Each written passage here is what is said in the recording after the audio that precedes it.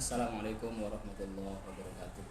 Waalaikumsalam. Alhamdulillah, saya sekarang bersama kepala madrasah. Eh, Beliau kepala madrasah MTS Mamul Ulum Bata-Bata, Tola Al-Badruh MPD-nya. Pada hari ini saya akan menggali informasi atau mengeksplor tentang informasi masalah yang ada di sekolah bersama kepala madrasah. Ustaz. Ini Ustaz berkaitan dengan pembelajaran di kelas ini.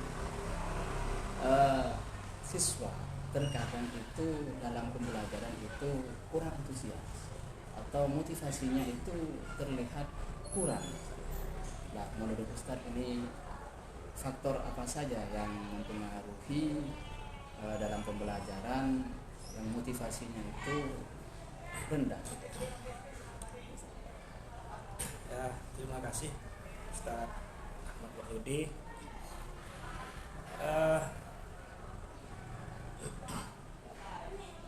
Memang kadang-kadang dalam KBM itu siswa kurang termotivasi dengan pembelajaran. Ada dua faktor sebenarnya kalau kita amati. Ada dua faktor yang menyebabkan siswa itu kurang termotivasi. Faktor internal dan faktor eksternal. Faktor internal itu kadang-kadang memang ada siswa yang kurang berminat pada minatnya kurang daripada mata pelajaran yang dipelajari itu. Ada yang seperti itu. Kan tidak semua siswa dalam satu kelas itu kan seperti itu. Kadang-kadang memang ada itu tidak suka kepada mata pelajaran itu. Tidak minat, itu faktor internal. Misalnya ada siswa yang kecenderungannya itu ingin belajar matematika, pada saat pelajaran PAI kurang begitu minat itu. Nah, ini biasanya siswa itu ya yang penting masuk ke kelas. Itu internal ya. Contohnya. Ada juga faktor eksternal. Faktor eksternal itu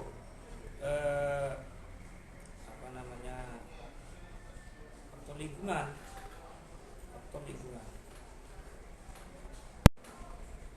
Ada merasa tertekan. Kadang-kadang ada siswa itu yang memang faktor gurunya juga, guru tidak begitu disukai, atau model pembelajaran yang dikembangkan guru itu memang kurang mendorong siswa untuk termotivasi. Seperti itu ada. Tidak menarik. Jadi cara guru mengelola kelas itu kurang menarik bagi siswa. Guru itu tidak mengembangkan pembelajaran yang menyenangkan. Yang seperti itu. Biasanya pada jam-jam akhir itu situasi dan kondisi sudah agak panas, sudah ngantuk, sudah capek, tenaga diforsir. Biasanya guru itu ya yang penting aja gitu. Ya, yang seperti itu biasanya mendorong siswa kurang termotivasi untuk belajar. Kalau masih pagi biasanya siswa itu kan Lagi seger. Ya seperti itu. Kira-kira yang saya amati seperti itu. Ya, terus ini Ustaz. Terus juga siswa kadang ini kita dalam mengajar itu saya melihat itu banyak kesulitan. Siswa mengalami kesulitan belajar. Itu misalkan dalam segi dalam itu apa kan kesulitan. Mungkin yang bikin ini kan lingkungan pondok. Pengaruhnya mungkin yang bikin siswa itu merasa kesulitan dalam mengikuti pelajaran. Itu kira-kira apa?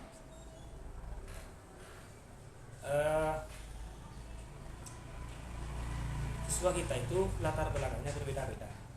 Iya. SD-nya itu atau MP-nya itu lulusnya berbeda-beda. Ada yang berasal dari sekolah yang memang bagus, ada yang berasal di sekolah yang memang apa asal-asalan. Ada biasanya sekolah-sekolah yang di pelosok-pelosok itu yang apa namanya, yang masuknya jarang-jarang itu, kemudian masuk ke MTS kita ini. Nah, makanya kan ketika mengikuti mata pelajaran, terutama yang mata pelajaran seperti informasi, matematika, fisika itu, karena mereka tidak punya dasar di sekolahnya itu. Nah, ketika diajarkan di MTS ini, mereka agak kesulitan untuk menerima mata pelajaran materi pelajaran yang digunakan oleh guru IPA dan matematika. Ada yang seperti itu. Jadi sehingga ini perlu ada bimbingan lanjutan itu. Ada tambahan jam misalnya di pondok bisa supaya apa menangani kesulitannya itu bisa diremedi atau bagaimana. Kalau siswa yang berasal dari sekolah dasar yang memang sudah bagus, saya kira bisa dari kota, mungkin dari kota misalnya, karena siswa itu ada yang di kota, ada yang dari pinggiran kota, ada yang dari pantai, ada yang dari dalaman, ada yang di pulau, macam-macam gitu. Tapi semuanya itu sebenarnya tergantung pada sekolahnya, di mana dia sekolahnya. Kalau sekolahnya itu memang kabinnya bagus, sekolah bagus, ya tidak ada kesulitan saya kira untuk menghadap mata pelajaran yang disampaikan di MTS kita ini. Tapi bagi siswa yang berasal dari sekolah yang memang asal-asalan, banyak di sana itu asal-asalan, tidak asal-asalan itu. Yang penting sekolah. Ya kesulitan itu. Itu yang saya tulis. Itu kan dari mungkin inputnya ya, Mas. Inputnya. Bagi siswanya. Ya kadang-kadang anak orang tuanya juga. Orang tua juga. Iya, pengaruh. Karena gini, banyak sekali rata-rata yang dari daerah utara, dari Pantura. Di Pantura itu kan orang tuanya kebanyakan itu ke Malaysia jadi tenaga kerja, ke Arab Saudi, Thailand, kemana-mana itu, bahkan yang sampai ke Cina itu orang tuanya. Sehingga anak-anaknya itu biasanya dititipkan kepada famili-famili dekatnya. Bagi mereka yang penting anak itu mondok, yang penting di sekolah itu, tidak ngurus pelajaran itu bagaimana, tidak ngurus, yang penting mondok, yang penting sekolah. Biasanya yang seperti itu agak ruwet, karena mungkin kurang bimbingan orang tua, kurang perhatian dari orang tua. Ada juga orang tuanya yang broken home itu, ya, jadi perceraian itu biasanya siswanya itu pokoknya banyak masalah. Banyak masalah di rumah. Iya, di rumah itu. Ini faktor lingkungan, faktor keluarga yang menyebabkan siswa itu tak nyambung gitu. Ya, Ustaz, ini juga kalau akhir-akhir ini kan sering kita gaungkan itu tentang literasi numerasi, Ustaz. Ya. Nah, literasi numerasi ini kan mungkin sekarang sering juga sekolah kadang juga mencanangkan literasi numerasi gitu kan, sudah usaha-usaha gitu. Cuman dari siswanya sendiri saya melihatnya ini kemampuan literasinya ini masih rendah. Misalkan membaca, tapi dari baca dia tidak paham gitu apa yang dia baca itu. Nah, mungkin faktor dari apa?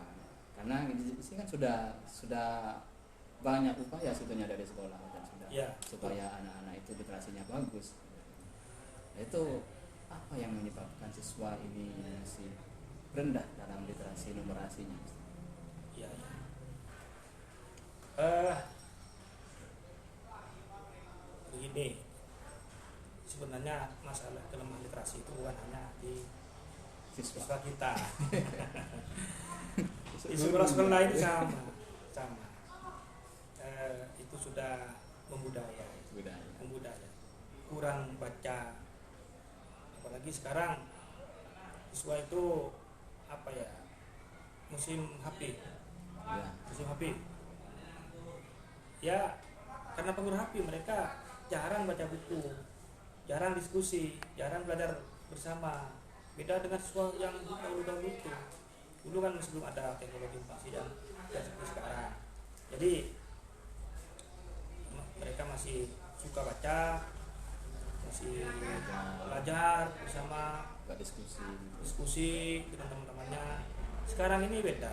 Jadi memang apa ya, perkembangan teknologi informasi ini juga ada pengaruhnya terhadap lemahnya siswa dalam bidang literasi ini. Iya, ini condong ke teknologi, hanya sebatas main game, ya jalan-jalan dengan teman-temannya, ngumpul-ngumpul, ngopi-ngopi, biasa itu. Dan ngumpulnya itu bukan untuk diskusi ya kan, tapi hanya untuk apa ya, iseng-iseng, canda-candaan itu aja. Ya memang ini tugas kita semua, bagaimana agar supaya budaya literasi ini bisa dibangun dengan baik, sehingga siswa kita itu minat bacanya tumbuh, literasi literasinya itu tumbuh. Madrasah sudah banyak melakukan usaha-usaha untuk meningkatkan kemampuan literasinya siswa itu. Ya memang begini, siswa itu kan banyak, ribuan. Untuk tahun pelajaran kemarin saja itu 2.478 siswa totalnya itu seperti itu. Ya memang upaya kita untuk ya sekolah untuk meningkatkan minat baca siswa, meningkatkan kemampuan literasinya itu tetap ada, hanya saja tidak maksimal karena keterbatasan tenaga guru, tenaga pembimbing. Dan gurunya mungkin juga masih mengalami kesulitan. Karena memang siswa kita itu rotasinya sangat cepat, siswa barunya banyak itu. Jadi masih perlu adaptasi yang membutuhkan waktu lebih lama lagi. Jadi insya Allah nanti akan diusahakan ya secara bertahap. Ya, terus juga terkait dengan guru saja. Terkadang guru dalam mengajar mungkin untuk kebosanan begitu, mungkin kan kurang mengembangkan model yang inovatif atau interaktif. Ya. Nah, kalau dari media mungkin di sini sudah tersedia gitu, lab sudah banyak, barang-barang juga sudah tersedia. Nah, mengapa ini? Apa saja yang menyebabkan ini guru-guru di sini ini masih kurang memanfaatkan seperti pembelajaran yang interaktif? Kalau misalkan menggunakan komputer sudah ada, tapi pemanfaatannya masih kurang. Terus pembelajarannya guru ini masih kurang inovatif gitu. Ya, kurangnya referensi. Guru itu kurang baca juga guru itu. Nggak paham tentang inovasi pembelajaran.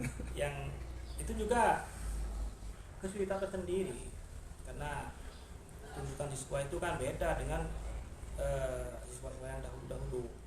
Sekarang ini siswa lebih cerdik, lebih mudah memahami situasi lingkungan itu. Makanya guru itu harus cerdik juga.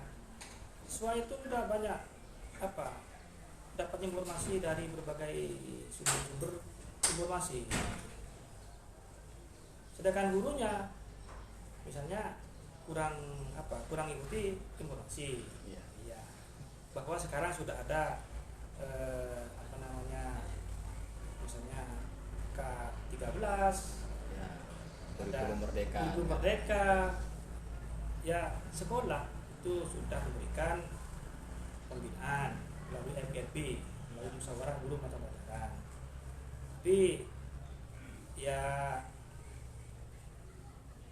apa namanya, karena mungkin guru kurang minat, kurang motivasi untuk meningkatkan kompetensinya, ya sehingga dalam mengembangkan KBM itu kurang interaktif, kurang inovatif. Dan ini sebenarnya tugas sekolah, tugas saya juga sebagai kepala. Makanya kan nanti di supervisi itu akan diketahui, di supervisi kelas akan diketahui apa problematika guru dalam mengembangkan KBM-nya itu. Itu di supervisi dibina oleh kita itu. Di samping pembinaan melalui MGP atau ditugaskan untuk mengikuti pelatihan fintech dan sebagainya, insya Allah akan dilakukan itu. Ya. Dan kami sebagai kepala madrasah tetap senantiasa akan memperhatikan masalah peningkatan dan penguatan kompetensi guru ini, baik kompetensi pedagogisnya maupun kompetensi profesionalnya. Ya, tetap diusahakan karena ini juga bagian dari program madrasah. Ya mungkin itu dari kami Ustaz. Saya berterima kasih atas waktunya yang memberikan waktu luang untuk saya wawancara Ustaz. Ya, sama-sama. Terima kasih. Semoga lancar. Amin amin. Assalamualaikum warahmatullahi wabarakatuh. Waalaikumsalam warahmatullahi wabarakatuh.